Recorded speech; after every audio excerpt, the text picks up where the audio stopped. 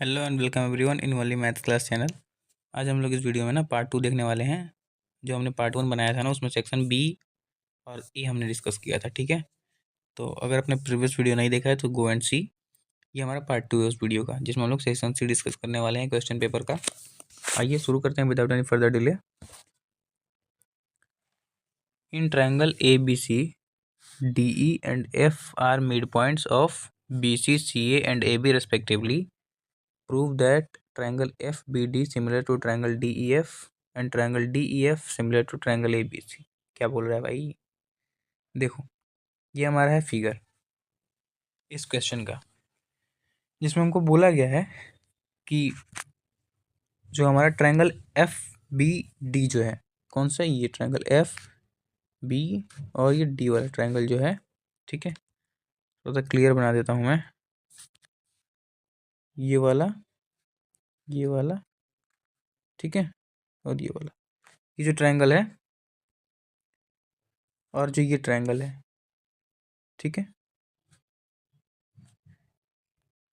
ये जो ट्रायंगल है ना, ये सिमिलर दिखाना है। ठीक है, और फिर ट्रायंगल डी ई एफ, फिर से यही ट्रायंगल डी ई एफ, ठीक है, ये वाला ट्रायंगल, और फिर से ये बड़ा वाला ट्रायंगल, ट्रायंगल ये वाला, ठीक है, समझ में आया? ये हमको सिमिलर दिखाना है। तो चलिए देखते हैं कैसे करना है इसको, मैं बता देता हूँ। ठीक है, ये और वाला पार्ट है, ये भी सही है। देखो क्या है ना, कि जो यहाँ पे देखना फिगर में, एक और चीज़ मैं आपको बता दूँ कि ये एक पैरेललोग्राम फॉर्म कर रहा है। क्या फॉर्म कर रहा है? एक पैरेललोग्राम फॉर्म कर रहा है। ठीक है, जिसके अपोजिट जो एंगल्स होते हैं वो आपस में इक्वल होते हैं। ठीक है, अपोजिट एंगल्स आपस में इक्वल होते हैं। तो हम लोग यहाँ से लिख सकते हैं, सबसे पहले लिखते हैं इन ट्रायंगल, कौन सा, F B D, in triangle F B D and, अभी सिमिलर कहाँ से लिख रहा हूँ यार, and triangle D E F, D E F, ठीक है। इस ट्रायंगल में F E B D is a parallelogram. ठीक है, हम लोग ये चीज़ देख पा रहे हैं कि एफ ई बी डी जो है वो हमारा एक पैरेललोग्राम है। ठीक है, तो हम लोग जानते हैं कि पैरेललोग्राम के अपोजिट साइड्स इक्वल होते हैं। यहाँ से हम लोग, एक मिनट, इसको थोड़ा साइज ना, इसको लॉक कर लेने दो ताकि छोटा बड़ा ना हो। तो यहाँ से हम लोग देखेंगे कि एंगल जो बी होगा वो इक्वल हो जाएगा एंगल ई के। ठीक है भाई, जब ये हमारा पैरेललोग्राम है तो ये एंगल इक्वल होगा, फिर ये एंगल इक्वल होगा। तो हम लोग कौन सा ट्रायंगल लिए हैं? ये वाला और ये वाला ट्रायंगल। ठीक है, हम लोग सिमिलरिटी दिखा रहे हैं ना दोनों के बीच। तो यहाँ पे आप लिखोगे क्या?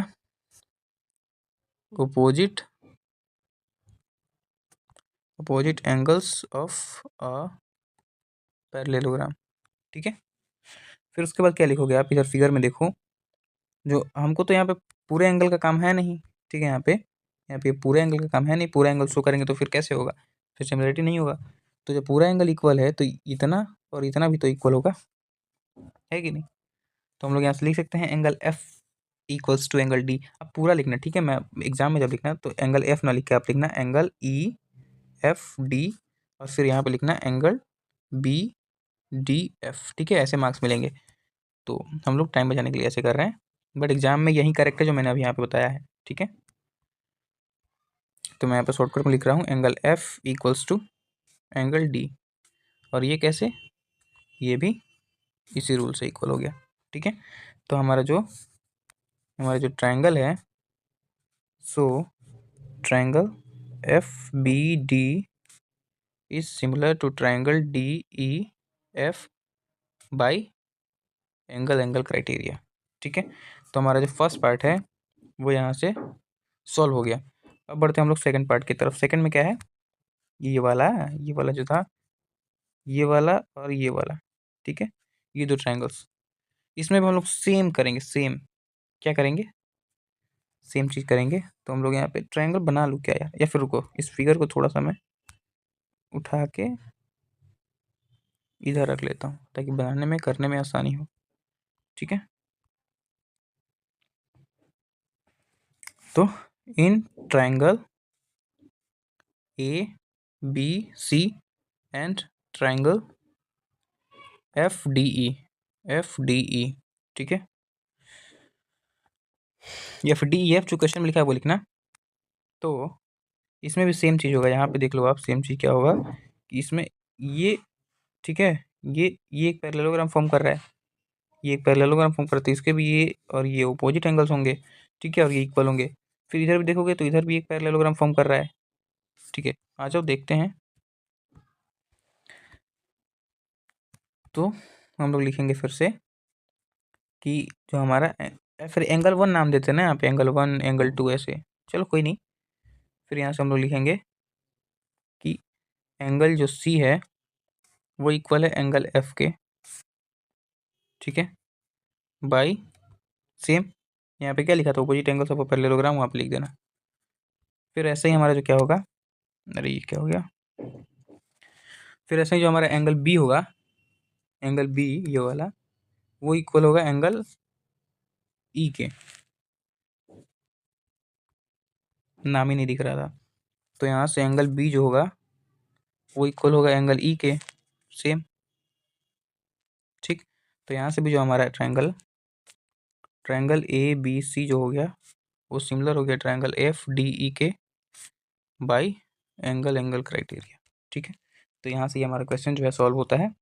आई होप सो आपको समझ में आ गया होगा। चलिए नेक्स्ट क्वेश्चन की तरफ चलते हैं, इसको मैं इरेज कर लेता हूँ, ठीक है। चलिए ये रहा हमारा सेकंड पार्ट, मैंने क्वेश्चन सब इरेज कर लिया है, ठीक है। और पार्ट देखते हैं, इसमें मजा आएगा, थोड़ा सा अलग है ना। तो if triangle ABC P and Q are points on AB and AC respectively such that PQ is parallel to BC, ठीक है। मैं इसका डायग्राम आपको दिखा देता हूँ पेज ऐड करके। चलिए ये रहा हमारा फिगर, ठीक है, मैंने ऐड कर लिया है। इसमें हमको बताया गया prove that the median AD drawn from A on BC bisect PQ। जो ये हमारी लाइन है ना AD, ये एक मीडियन है, ठीक है, ये एक मीडियन है, और ये क्या कर रही है ना, BC AD drawn from A on BC पर ड्रॉ किया गया है, ये बाइसेक्ट कर रही है PQ को, ये हमको प्रूफ करना है, ठीक। कैसे करेंगे, बहुत ही सिंपल है, आ जाओ देखते हैं। कुछ पहले समझ लो, यहाँ पे ये जबकि मीडियन है तो यहाँ पे ये इक्वल पार्ट्स में डिवाइड करेगा, ठीक है, इनको इक्वल पार्ट्स में। तो हमको बेसिकली प्रूफ क्या करना है, प्रूफ बेसिकली करना है कि पी आर जो होगा वो इक्वल होगा क्यू आर के, ठीक है। मीडियन है, इंटरसेक्ट कर रहा है तो इसको भी इक्वल पार्ट में डिवाइड करेगा, तो P R equals to Q R, basically हमको ये प्रूफ करना है, ठीक है। आइए देखते हैं, इसमें भी सिमिलरिटी लगेगी सेम। तो हम लोग इसमें ट्रायंगल कौन सा लें, इन ट्रायंगल सबसे पहले आप गिवन लिख लेना, फिर टू प्रूफ लिख लेना, ठीक है। टू प्रूफ तो मैंने यहाँ पे लिख दिया है, बट यहाँ पे जब सॉल्व करोगे तो यहाँ पे ये चीज़ लिख दोगे गिवन क्या है, टू प्रूफ क्या करना है, एक्सेट्रा। मैं डायरेक्ट सॉल्व कर रहा हूँ, ठीक है। इन ट्रायंगल हम लोग देखो कौन सा ट्रायंगल ले रहे हैं, इधर देखो, इधर फिगर में ABD ये वाला ट्रायंगल, और फिर ये छोटा वाला ट्रायंगल, ठीक है। फिर बाद में हम लोग ये बड़ा वाला ट्रायंगल इधर का लेंगे, फिर ये छोटा वाला ट्रायंगल इधर का लेंगे, ठीक है। अभी हम लोग ये दो ट्रायंगल ले रहे हैं। तो in triangle ABD and triangle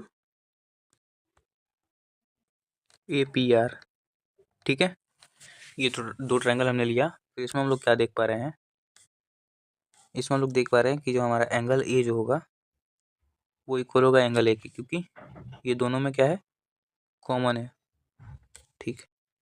फिर उसके बाद जो हमारा एंगल P है वो इक्वल हो जाएगा एंगल B के। B एंगल कौन सा है, ये वाला, क्यों, क्योंकि ये हमारा जो होगा करस्पॉन्डिंग एंगल होगा, ठीक है। आपने पढ़ा होगा यार करस्पॉन्डिंग एंगल्स क्या होते हैं पिछले क्लासेस में, ठीक है। तो यहाँ से हमारा जो ट्रायंगल है ABD, या फिर ऐसे लिखो APR, कुछ भी लिखो कोई दिक्कत नहीं है, बट रेशियोज आगे बनाने हैं तो उसमें आसानी होगी। APR कॉन्ग्रुएंट क्यों बना रहा हूँ, सिमिलर टू ट्रायंगल ABD, ठीक है। ये हमने यहाँ से ये प्रूफ कर दिया। उसके बाद क्या करो आप, उसके बाद यहाँ पे आओ, फिर हम लोग ये बड़ा वाला ट्रायंगल ले रहे हैं, ठीक है, ये वाला, और फिर छोटा वाला। तो इन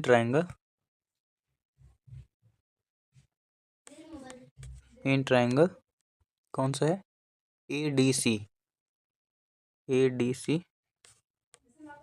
या फिर ACD बोल लो, और ट्राइंगल AQR, ठीक है, एंड ट्राइंगल AQR, ये हमने दो ट्राइंगल्स लिए। फिर इसमें भी सेम करेंगे हम लोग कि जो हमारा इसमें भी एंगल A जो होगा वो एंगल A के इक्वल होगा, क्यों, सेम कॉमन। फिर उसके बाद इसमें क्या होगा, एंगल जो R होगा वो इक्वल होगा एंगल D के, सेम कॉरेस्पॉन्डिंग एंगल्स। फिर उसके बाद यहाँ से आप लिख लोगे कि so triangle ACD is similar to triangle AQR, ठीक है, बाय एंगल क्राइटेरिया, ठीक है। तो यहाँ से हमने ये भी प्रूफ कर लिया। अब हम लोग क्या करेंगे ना, अब मेन काम शुरू होता है यहाँ से, ठीक है। अब जब आप देखोगे इधर, तो इसको इक्वेशन फर्स्ट मान लो, इसको इक्वेशन सेकंड मान लो, ठीक है, क्योंकि यहाँ पे देखो, यहाँ से हम लोग अब रेशियोज बनाएंगे। यहाँ से क्या बन सकता है, फ्रॉम, मतलब है यार वैसे, फ्रॉम इक्वेशन फर्स्ट AP हो जाएगा, ठीक है, AP अपॉन में AB equals to PR upon में BD equals to AR upon में, ये क्या लिखा है मैंने, ABD लिखा है क्या, हाँ ABD लिखा है AD, ठीक है, इसको ऐसे रख लो बस। फिर नीचे आ जाओ, यहाँ से भी हम लोग कुछ बना लेते हैं रेशियोज। ये ऐसे हुआ है, पता है कैसे हुआ है, देखो AP, ठीक है, फिर AD, फिर PR, फिर BD, और फिर AR, फिर AD, ऐसे हुआ है रेशियो, ठीक है, ऐसे बनते हैं।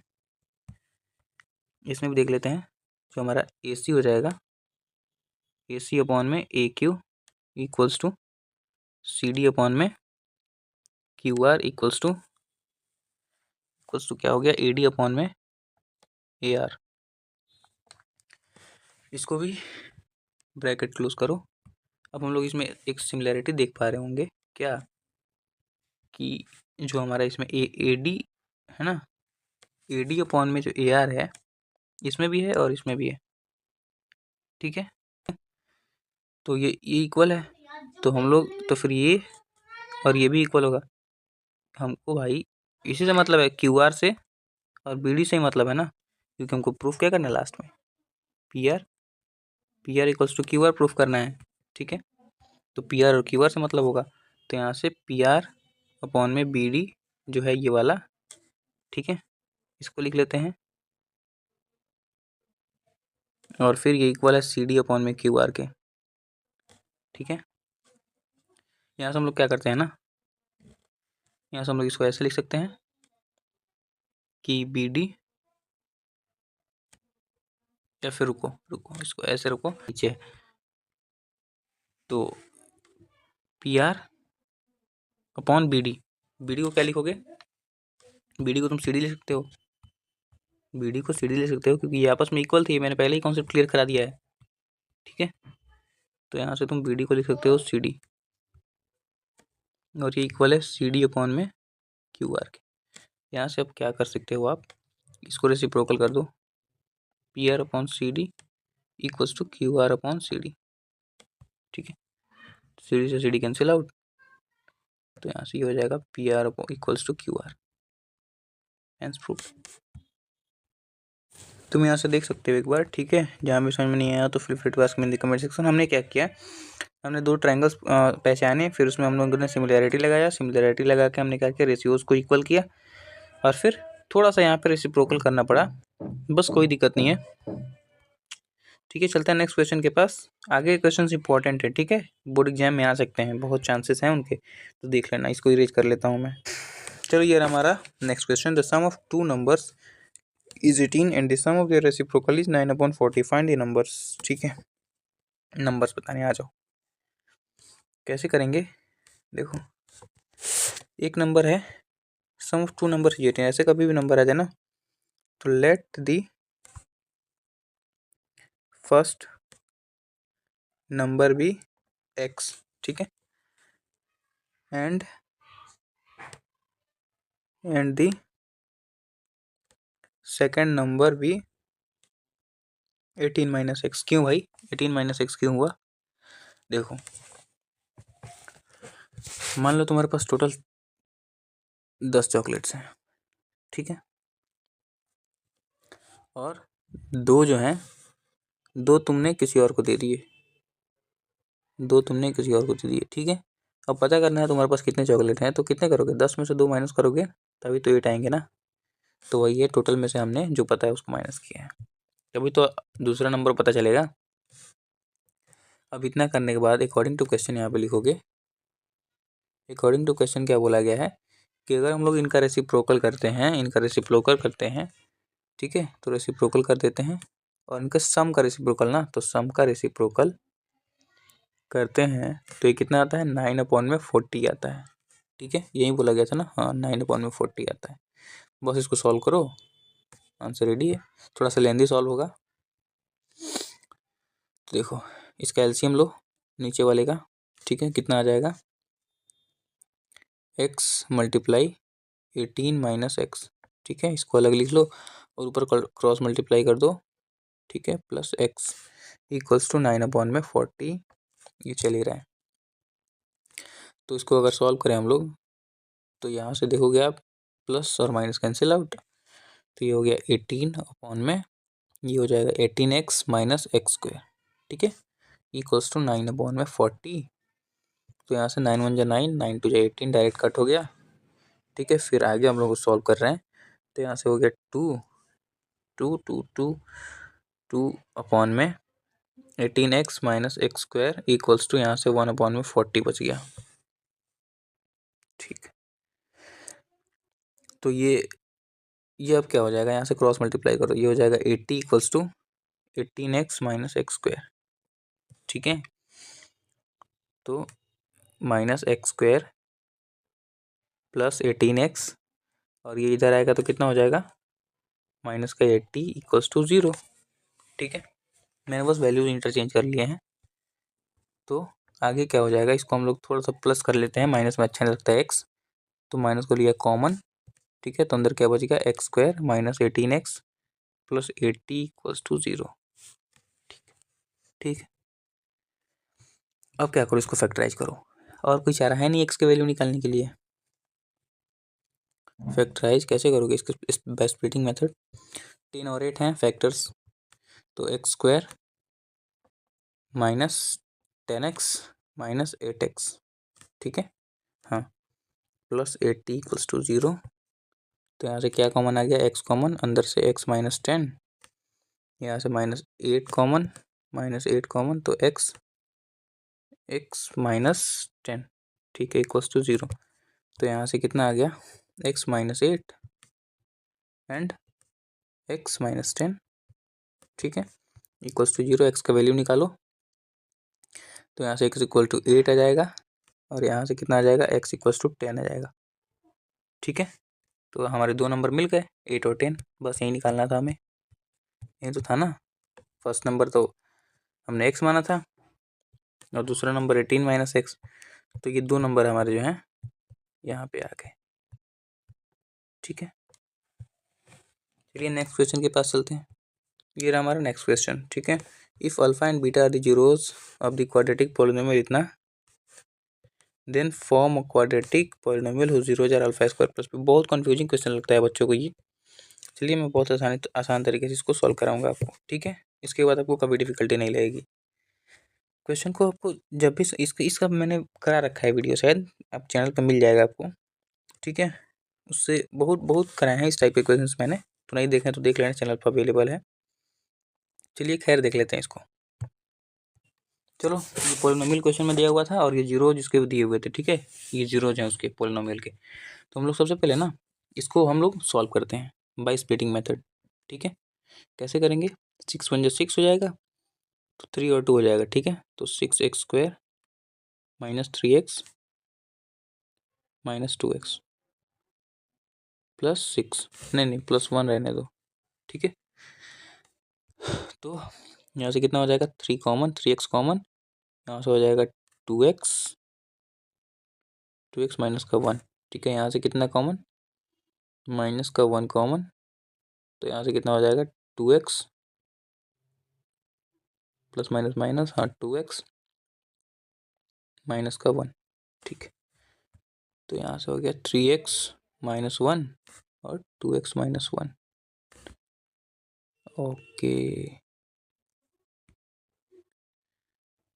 यहाँ से हम लोग x की वैल्यू निकाल देते हैं इक्वल्स टू 0 करके, ठीक है। तो यहाँ से हो जाएगा x इक्वल्स टू 1/3 और यहाँ से हो जाएगा x इक्वल्स टू 1/2, ठीक है। तो हमको क्या बोला गया था क्वेश्चन में, जीरो। देखो अल्फ़ा एंड बीटा, ये हमारा x जो है हमारा, ये है अल्फ़ा, ठीक है, और ये है बीटा, ठीक है। तो ये है हमारे अल्फ़ा बीटा जीरोस। और हम लोग को क्वेश्चन में क्या बोला गया है, वो जीरो यार अल्फ़ा स्क्वायर बीटा स्क्वायर, ठीक है। हम लोग को बेसिकली करना क्या है ना, कि जो पॉलिनोमियल हैं ये वाले, ये जीरोज हैं सॉरी, इनका हम लोग को स्क्वायर करना है, ठीक है। कर देते हैं।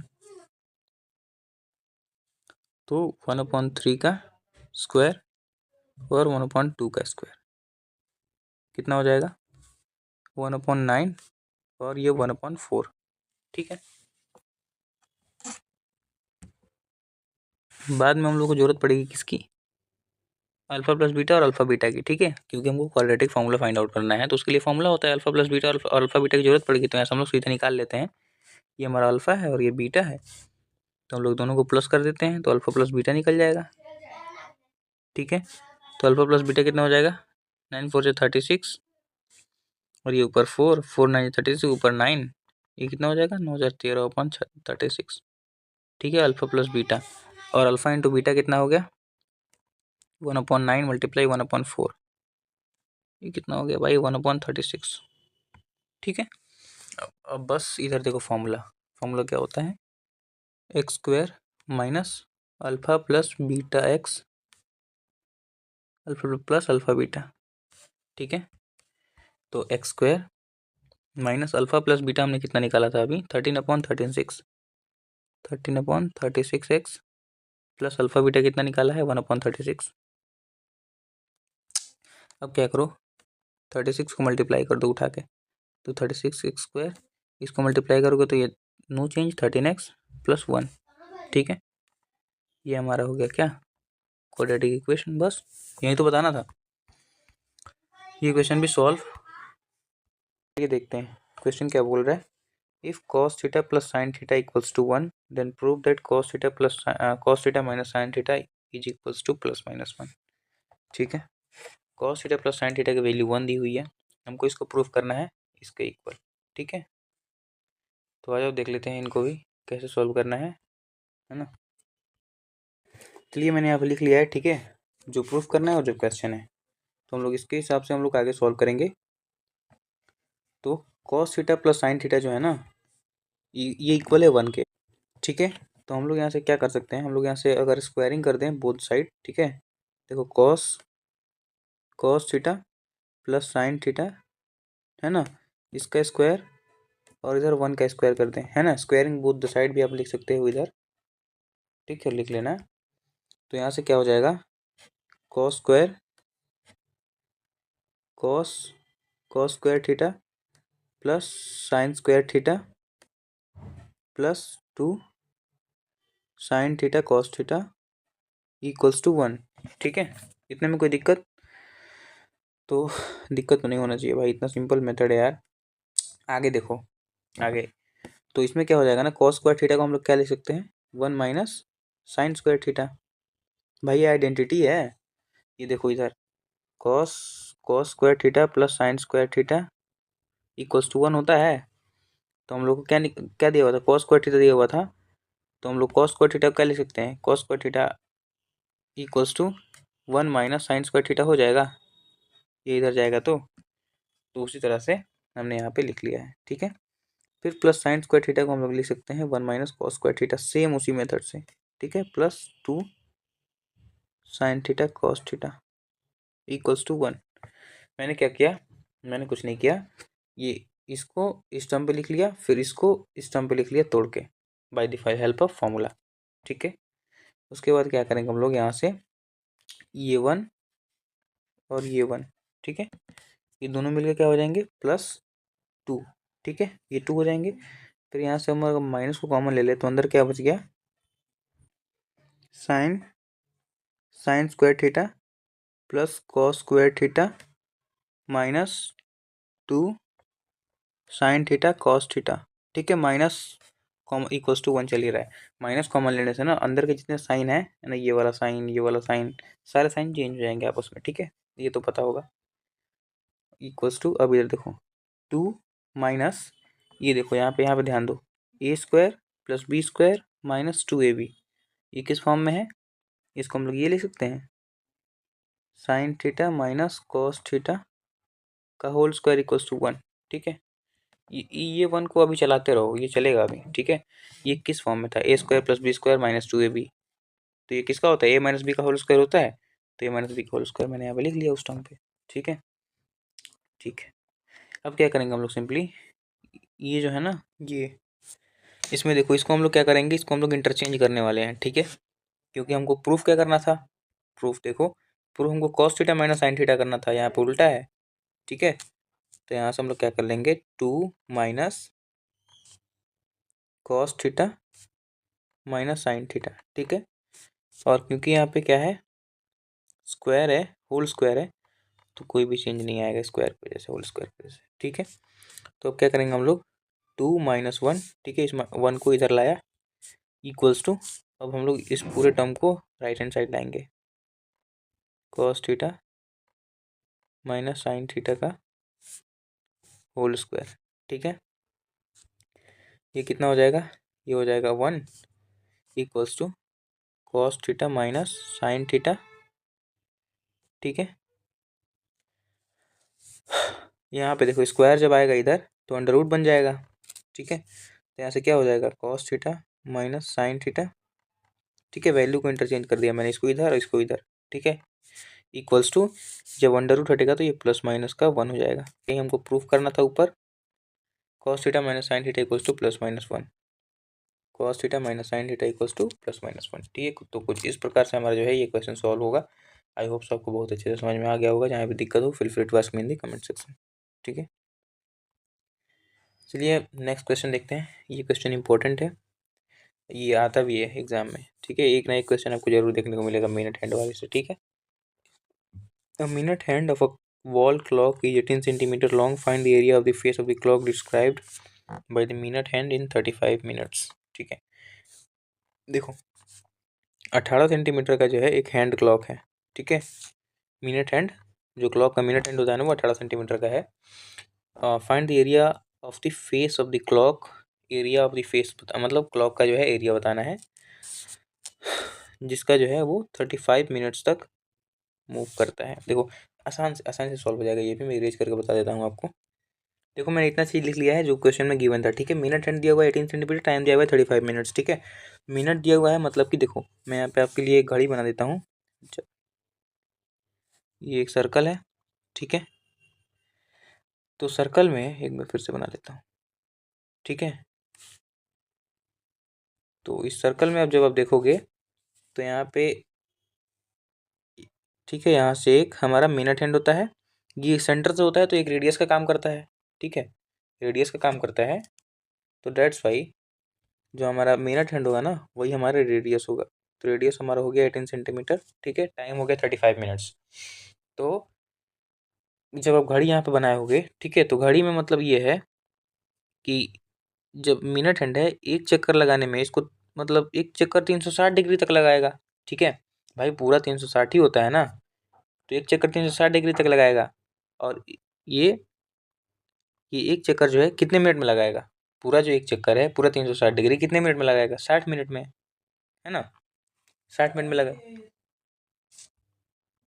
तो क्या होगा ना, यहाँ पे फॉर्मूला होता है एक, ठीक है, एरिया का, theta upon 360 into pi r square. अब मेन बात है भाई, थीटा कहाँ से आएगा, थीटा क्या बोला है, अब थीटा आ जाएगा, आप चिंता ना करो, ठीक है। देखो थीटा निकालेंगे कैसे, तो 60 जो है ना, 60 मिनट में वो 360 डिग्री घूम रहा है, ठीक है घड़ी, इसलिए मैंने कॉन्सेप्ट क्लियर कराया कि 60 मिनट में 360 डिग्री घूम रहा है। तो 1 मिनट में कितना डिग्री घूमेगा, 360/60। ठीक है, तो हमको तो 1 मिनट का निकालना नहीं है, हमको 35 मिनट का निकालना है। तो 35 मिनट में कितना डिग्री घूमेगा, 360/60 मल्टीप्लाई 35। सिंपल कैलकुलेशन है बिल्कुल। तो यहाँ से देखो ये कट हो जाएगा 6 टाइम्स में, तो 35 × 6 कितना होता है, 210। ठीक है, तो थीटा हमारा मिल गया 210। इस तरह से हमारा थीटा मिलेगा। तो पुट करो 210/360 मल्टीप्लाई पाई की जगह पे 22/7 और आर की जगह पे आपको पता ही है 18 × 18। ठीक है, मैंने वहाँ पे बता ही रखा था रेडियस हमारा 18 होगा। बस इसको सॉल्व करो, 5 रेडी है। 1 0 से 1 0 गया, फिर ये 3 टाइम्स गया। ठीक है, फिर यहाँ से जब आप देखोगे 18 1 18, 18 2 36, फिर 2 से ये जाएगा 11 टाइम्स। तो क्या बच गया ऊपर, 11 3 33 मल्टीप्लाई 18। ठीक है, ये बच गया। इसको जब आप सॉल्व करोगे कितना आ जाएगा, मैं करके लिख देता हूँ। ठीक, ये आ जाएगा 594। और क्योंकि एरिया पूछा है तो ये सेंटीमीटर स्क्वायर में आ जाएगा। ये रहा आपका फाइनल आंसर। ठीक है, इस क्वेश्चन का कुछ नहीं करना था मेन, ये आपको फॉर्मूला याद होना चाहिए और बस आपको थीटा निकालना पता होना चाहिए। मेन चीज़ यही है, थीटा आपको कैसे निकालना आता है, ये नहीं आता है। ठीक है, बस। तो ये अगला क्वेश्चन है हमारा कि A B is a chord of a circle of centred O such that angle A O B equals to 60 degree. ठीक है, एंगल ए ओ बी जो है 60 डिग्री है, ओ ए जो है 14 सेंटीमीटर है। Then find the area of minor segment, take √3 equals to 1.73। Same उसी की तरह क्वेश्चन है। ठीक है, ये देखते हैं इनको।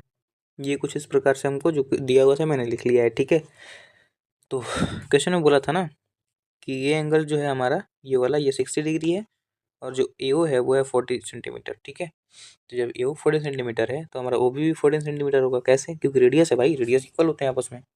ठीक है, तो ये इतना क्लियर हो गया, हमको फाइंड ये करना है। ठीक है, तो अगर आप मानोगे मैं ये बोलूँ कि ये ट्रायंगल जो है इक्विलेटरल ट्रायंगल है, नहीं मानोगे तो देखो यहाँ पे प्रूफ करके बता देता हूँ मैं। ठीक है, कैसे करेंगे, जो यहाँ पे ओ ए है वो इक्वल है किसके, ओ बी के, जो कि है 14 सेंटीमीटर। ठीक है, तो जो हमारा एंगल ए होगा वो इक्वल होगा एंगल बी के। इसको हम लोग मान लेते हैं एक्स डिग्री। क्यों होगा, क्योंकि भाई आपने पढ़ा होगा कि साइड जो होते हैं वो इक्वल होते हैं तो उनके अपोजिट एंगल्स भी इक्वल होते हैं। ठीक है, ये आपने पढ़ा होगा। तो according to the property of triangle, angle A plus angle B plus angle C equals to 180 degree. कोई दिक्कत, तो angle A plus angle B की जगह पे हम लोग क्या लिख सकते हैं, एक्स प्लस एक्स। ठीक है, क्योंकि भाई दोनों को हमने एक्स के इक्वल किया है ना अभी, तो और प्लस एंगल सी। ठीक है, plus angle C equals to 180 degree. हाँ हाँ हाँ हाँ, अरे एंगल सी मतलब एंगल ओ लिख देता हूँ ना कन्फ्यूजन हटाने के लिए। चलो यहाँ पे एंगल सी, ये है ना एंगल सी हमारा, ए भी तो हो गया, एंगल सी मतलब एंगल ओ है। चलो तो एंगल ओ है हमारा 60 डिग्री। मैं खुद कंफ्यूज हो गया था यार। चलो 2x equals to 180 minus 60, x equals to ये कितना हो जाएगा, 120/2। ठीक है, तो ये हमारा आ गया 60 डिग्री। एक्स हमारा 60 आ गया। ठीक है, एक्स 60 आ गया और हमने एक्स ए और बी को माना था, तो मतलब ये दोनों जो हमारे एंगल हैं ये दोनों 60 डिग्री के हैं। तो ये ट्रायंगल हुआ ना इक्विलेटरल ट्रायंगल, बताओ। ठीक है, ठीक है, अब हमको निकालना है माइनर सेक्टर का। क्या निकालना है भाई, एक बार देख लेते हैं हमको। अरे find the area of the minor segment. Minor segment आ जाओ। माइनर सेगमेंट मतलब अगर हम लोग क्या करें, ट्रायंगल का जो एरिया है ना, ट्रायंगल का एरिया निकाल के और हम लोग ये जो है दिखा देता हूँ मैं, ट्रायंगल का एरिया ये जो है, ये इसका जो है ना, ये जो सेक्टर है, ठीक है, इसका एरिया निकाल दें और ट्रायंगल का एरिया निकाल दें और दोनों को माइनस कर दें तो ये हमारा बीच का आ जाएगा। यही हमको निकालना है, बीच वाला। ठीक है, तो आ जाओ, ट्रायंगल का एरिया ये माइनर सेगमेंट था। ठीक है, माइनर सेगमेंट ही था ना, हाँ, तो माइनर सेगमेंट का हो जाएगा क्या, यहाँ पे लिख देता हूँ मैं, माइनर थोड़ा सा सही से लिख जा भाई। Minor segment equals to area of minor sector minus area of पूरा लिखना आप, ठीक है। मैं एम एस लिख दिया शॉर्टकट में, एरिया ऑफ ट्राइंगल या फिर इक्विलेटरल ट्राइंगल लिख देना। तो यहाँ पे देखोगे तो एरिया ऑफ माइनर सेक्टर कितना होता है, theta upon 360 into pi r square. अभी मैंने पिछले वीडियो में बताया था, तभी तो मैंने बोला था सेम क्वेश्चन है। एरिया ऑफ इक्विलेटरल ट्राइंगल क्या होता है, √3/4 into side square. Side square बोला तो ए स्क्वायर, ठीक है, यही होता है। तो थीटा अब हम लोग कितना लेंगे, अब हमको एंगल तो भाई पता है 60 डिग्री, तो हम लोग 60 डिग्री लेंगे ऊपर, अपॉन में 360 मल्टीप्लाई पाई 22/7, ठीक है। 22/7 मल्टीप्लाई आर कितना है, आर 14 है शायद, 14, हाँ 14 है, देखो ना यहाँ पे फिगर में 14 ही तो है, 14 इंटू 14, ठीक है। फिर माइनस अब ये वाला पार्ट, ठीक है। √3 की जगह पे हमको क्या बोला है क्वेश्चन में, √3 की जगह पे हमको क्या लेना है, 1.73 लेना है, ठीक है। ले लेते हैं 1.73 अपॉन में 4 मल्टीप्लाई फिर से ए स्क्वायर, मतलब साइड का स्क्वायर, साइड भी हमारा 14 ही है ट्राइंगल का, ठीक है। अब बस कैलकुलेशन करो, आपका आंसर रेडी है। कुछ है क्वेश्चन में, कुछ नहीं है। ये जाएगा 6 टाइम्स, ठीक है। फिर उसके बाद ये 2 3 जा 6, 11 जाए, ठीक है ठीक है ठीक है। ये फिर जाएगा 2 टाइम्स, बस। तो यहाँ पे कितना बच गया, 11 2 जा 22 मल्टीप्लाई 14 अपॉन में 3, यहाँ पे इतना बच गया, माइनस इसको काटते हैं, 2 2 जा 4, 2 7 जा 14, फिर यहाँ से ये जाएगा 7 टाइम्स, 2 7 जा 14, तो ये कितना हो गया 1.73 मल्टीप्लाई 49, ठीक है। मैं इसको जो है कैलकुलेट करके लिख लेता हूँ, मल्टीप्लाई करके, ठीक है। इसको तो कर ही लेंगे यार, 14 2 जा 28 का 8, हाथ में 2, 14 2 जा 28 और 2 308/3, ठीक है। मैं मल्टीप्लाई करके इसको लिख लेता हूँ। तो यहाँ से आ गया हमारा 84.77, ठीक है। इसको करने के बाद अब आगे अगर करें हम लोग तो 308, ठीक है। अब यहाँ पे दो तरीके से कर सकते हो आप, देखो, या तो इसको डिवाइड करके लिख दो, या तो फ्रैक्शन ऑफ सब्ट्रैक्शन कर दो, दोनों में से जो भी आप मन करे कर सकते हो। मैं क्या करता हूँ, डिवाइड करके लिख लेता हूँ, फिर सब्ट्रैक्ट कर देता हूँ, ठीक है। ये आ रहा है 102.66 माइनस 84.77, बस इसको माइनस करो, आपका आंसर रेडी है। कितना आ जाएगा, कर लेते हैं इसको। इसको माइनस करने के बाद आ रहा है 17.89, ठीक है। तो ये रहा आपका फाइनल आंसर, ठीक है। हमसे क्या पूछा था, माइनर सेगमेंट का एरिया पूछा था। तो ये किस में है, सेंटीमीटर में दिया हुआ है क्या इन्फॉर्मेशन हमको, सेंटीमीटर में दिया हुआ है, ठीक है। तो ये आपके क्या हो जाएगा, इतना सेंटीमीटर स्क्वायर, ठीक है। यूनिट लगाना नहीं भूलना है। ये हमारा हो गया फाइनल आंसर। तो अब ये बचा है last question, prove that √3 is an irrational number, ठीक है। हमको ये बताना है कि √3 एक इरेशनल नंबर होगा।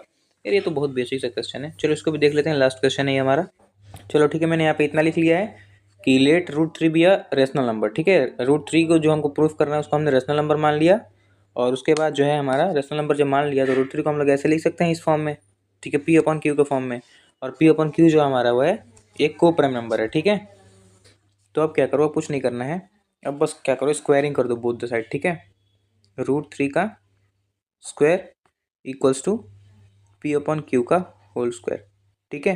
जो स्क्वायरिंग करोगे आप तो यहाँ पे 3 हो जाएगा, और ये हो जाएगा P²/Q²। इसके आगे मैं इधर लिख देता हूँ, ये हो जाएगा 3Q² इक्वल्स टू P²।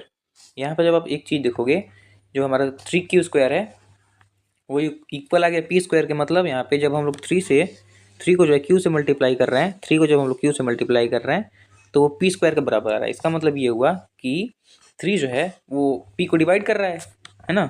तो यहाँ से हम लोग लिख देंगे 3 डिवाइड्स P², ठीक है। जब 3 डिवाइड्स P² है, जब 3 P² को डिवाइड कर रहा है, सो 3 डिवाइड्स p ऑल्सो, तो 3 केवल p को भी डिवाइड करेगा। जब 3 केवल p स्क्वायर को डिवाइड कर रहा है तो 3 केवल p को भी डिवाइड करेगा।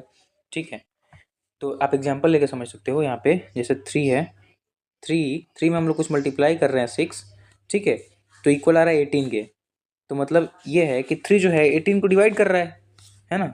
वही चीज़ है यहाँ पे, वही चीज़ हमने यहाँ पे समझा है। तो इसको मान लो आप क्या, 3 डिवाइड्स p ऑल्सो, इसको मान लो इक्वेशन फर्स्ट। ठीक है, ऐसे।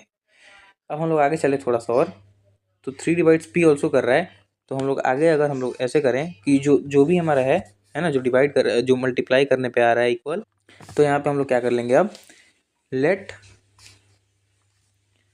हम लोग p के जगह पे कुछ भी मान लेते हैं। लेट p इक्वल्स टू मान लो 3c मान लेते हैं।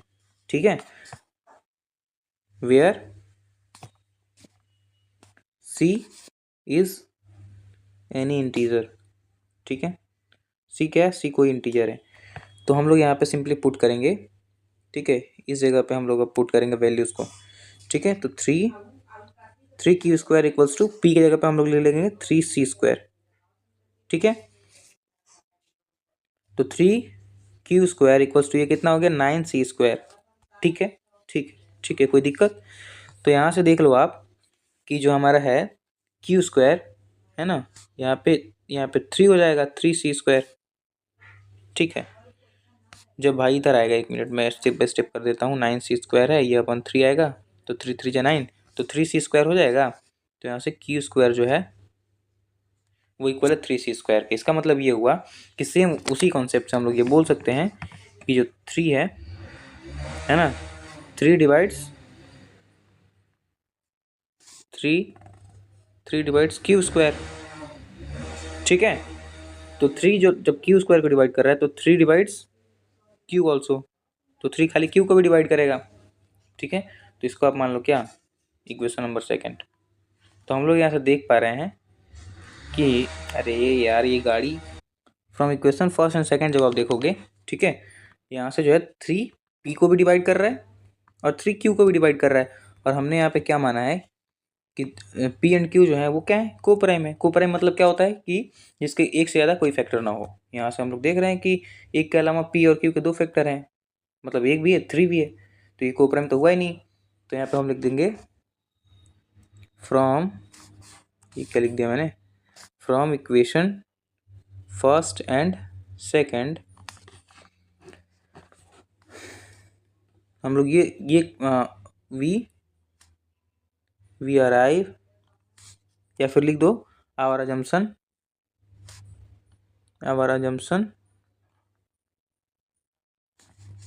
Becomes wrong.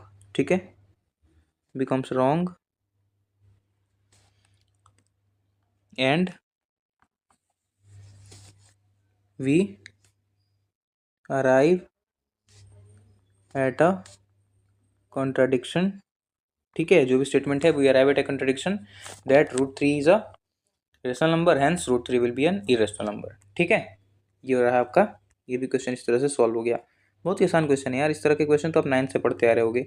ठीक है, तो ठीक है, मिलते हैं अगले वीडियो में। Then take care, bye bye. और अगला वीडियो हमारा नेक्स्ट सैम्पल पेपर पे होगा, जो कि प्री बोर्ड एग्जाम के लिए इंपॉर्टेंट है। ठीक है, नेक्स्ट सैम्पल पेपर, तो सब्सक्राइब कर लेना। Bye bye.